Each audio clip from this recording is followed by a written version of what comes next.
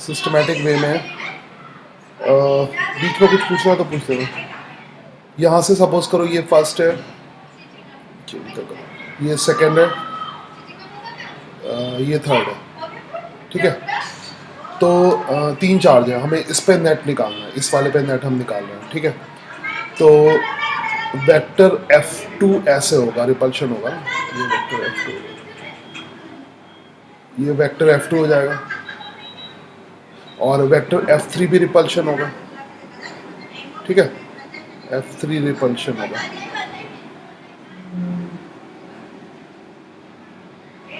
तो vector F2 और F3 में क्या रिलेशन होगा? वेक्टर F2 और F3 में, F2 इधर है, F3 इसका है, मतलब मैग्नीट्यूड सेम होगा।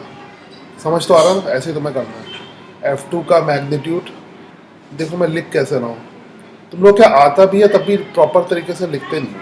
दोनों का मैग्नीट्यूड सेम है, और सपोज करो ये मैग्नीट्यूड किसके बराबर है? F के बराबर है, ठीक है। तो ये मैग्नीट्यूड ये F के बराबर है, इसको F ऐसे यहाँ पे लिख लिया, और ये F लिख लिया, ठीक है। दोनों का मैग्नीट्यूड F के बराबर है। उसके बाद F1 है, तो F1 का जो मैग्नीट्यूड होगा वो F1 डिफरेंट होगा, याद रखना, F1 is a different vector, ठीक है। अब F1 जो है वो F2 और F3 का रिजल्टेंट नहीं है, ध्यान रखना, वो तुम पहले की तरह, F1 अलग वेक्टर है। और ऑब्वियसली F1 जो है वो इस लाइन के अलॉन्ग हुआ, ग्रीन लाइन के अलॉन्ग हुआ, तो हमने इधर y एक्सिस ले लिया और इधर x एक्सिस ऐसे ले लिया, ये किधर भी हम ले सकते हैं, ठीक है। तो ये करीब करीब आई जे कैप मैथड ही है, रेजोल्यूशन मैथड ही, ये बेटर है। But I cap J cap method से, जैसे इसके आई कैप जे कैप कर सकते हो, इसके आई कैप जे कैप कर सकते हो, या ये आई कैप होगा, ये जे कैप होगा, जैसे ये वाला क्या होगा, आई कैप होगा, ये जे कैप होगा इसके आई कैप जे कैप कर सकते हो, उस तरह से भी कर सकते हो, ठीक है। मगर ये मैथड थोड़ा सा मतलब कह सकते हो इजी पड़ेगा, है ना। तो पहला तो एक तरीका तो ये है कि इन दोनों का जो रिजल्टेंट है, दोनों का F1 और F3 का मैग्नीट्यूड सेम है, तो F1 और F3 का जो मैग्नीट्यूड सेम है, तो उसका जो रिजल्टेंट है वो बाइसेक्टर लाइन के अलॉन्ग होगा, तो डायरेक्टली तो इसका रिजल्टेंट बाइसेक्टर लाइन के अलॉन्ग होगा, ठीक है। तो उसको अगर हम लिख लें, ये ऐसे हो जाएगा, एंड उसकी वैल्यू कितनी होगी? जो थ्री एफ की होगी। ये खाली F1 और F2 और F3 का लिया है ना, तो दो ही वेक्टर का तो लिया है, तो रिजल्टेंट कितना होगा? हाँ, तो उससे कितना होगा? √2f। 3 कहाँ से आ जाएगा? F1 स्क्वायर, वो तो 3 होते, वो तो इस क्वेश्चन में 3 होता ना, F1 square plus F2 F cos 60, यहाँ पे क्या होगा? cos 90 है ना, ठीक है, समझ आई?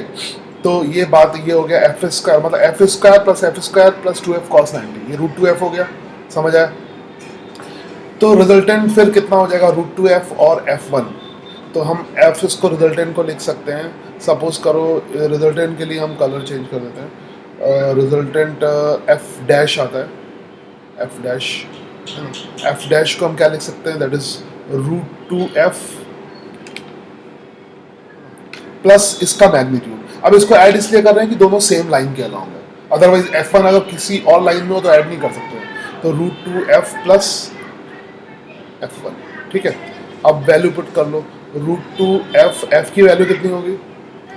kq/a², पक्का, kq² अपॉन ये f किसकी वैल्यू? हाँ, a², f की वैल्यू, और F1 की वैल्यू कितनी होगी? F1 की वैल्यू कितनी होगी? ये तो F की वैल्यू है ना, F1 की वैल्यू, F1 किसका फोर्स है? फर्स्ट वाले का ना। F किसका फोर्स है? F सेकंड और थर्ड के फोर्स का मैग्नीट्यूड है, तो F1 की वैल्यू कितनी होगी? F1 की वैल्यू ये kq² अपॉन डिस्टेंस a² नहीं, √2a डिस्टेंस है, ये 1 से डिस्टेंस कितनी है? √2a, तो ये हो जाएगा kq² अपॉन डिस्टेंस √2a, तो 2a का स्क्वायर। समझ आई बात? तो ये फर्स्ट मेथड हो गया, मतलब ये मेथड वो मेथड है जिस मेथड से मैंने अभी बताया था, ये फर्स्ट मेथड हो गया, ठीक है। तो इस दूसरे, ये डायग्राम वैसे मैंने दूसरे मेथड के लिए बनाया था, ठीक है। तो इधर मैंने x एक्सिस लिया, इधर y एक्सिस लिया, ठीक है। चाहो तो एक्स एक्सिस को कैपिटल एक्स से भी लिख सकते हो, ये प्रोसेस ज़रूरी नहीं है, एक्स एक्सिस और वाई एक्सिस, ठीक है। ये वाला एंगल कितना होगा 45 डिग्री, ऑब्वियसली 45 डिग्री, तो दूसरा वाला भी 45 डिग्री होगा। रेड वाले को मैं रिजॉल्व करता हूँ, पहले रेड को रिजॉल्व करता हूँ, ठीक है। अब कंपोनेंट ध्यान से देखना, पहले की तरह गलती नहीं की। ये वाला कंपोनेंट क्या हो जाएगा, साइन कंपोनेंट, ये तो 45 degree, sign component cos component बराबर होंगे, तो ये f/√2, हम इसके कंपोनेंट कर रहे हैं, इसके कंपोनेंट कर रहे हैं, ठीक है।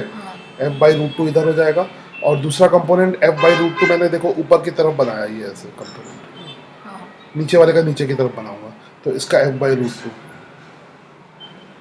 अब मेन वेक्टर को टैकल नहीं करेंगे, कंपोनेंट टैकल करेंगे, ठीक है। सिमिलरली अब नीचे वाले का, ये नीचे वाले मतलब इस वाले का करते हैं एक्स और वाई के लॉन्ग, ऑब्वियसली ये एंगल भी 45 डिग्री होगा, ये भी 45 डिग्री होगा, ठीक है, ये 45 डिग्री होगा, तो यहाँ पे भी वही कंपोनेंट आएगा f/√2। ये मेथड, मतलब ये मेथड इंटरेस्टिंग है और अच्छा यूज होता है, और इसका भी नीचे वाला कंपोनेंट कितना हो जाएगा, that vector will be also, है ना, f/√2, f/√2। तो ये कंपोनेंट्स फिर कैंसिल हो गए, कौन से कंपोनेंट, ये कंपोनेंट खत्म हो गए, सारे कंपोनेंट फिर एक ही डायरेक्शन में आ गए। तो अगर नेट रिजल्टेंट फोर्स को हम f' से रिप्रेजेंट करें तो उसकी वैल्यू कितनी हो जाएगी, ऐड कर लेंगे, तो दो तो f/√2 ऐड होंगे, तो f/√2 प्लस f/√2 कितना हो जाएगा, √2f हो जाएगा, और प्लस कितना हो जाएगा, एक और ऐड होगा, कौन सा, f1 और ऐड होगा उसी डायरेक्शन में, f1 ऐड होगा, ठीक है। तो सेम आ जाएगा √2, f की वैल्यू क्या होगी, KQ² ठीक है, और f1 की वैल्यू कितनी हो जाएगी, KQ²/√2a², वहाँ 2a², ठीक है। ये दूसरे मेथड से हो गया, दोनों मेथड से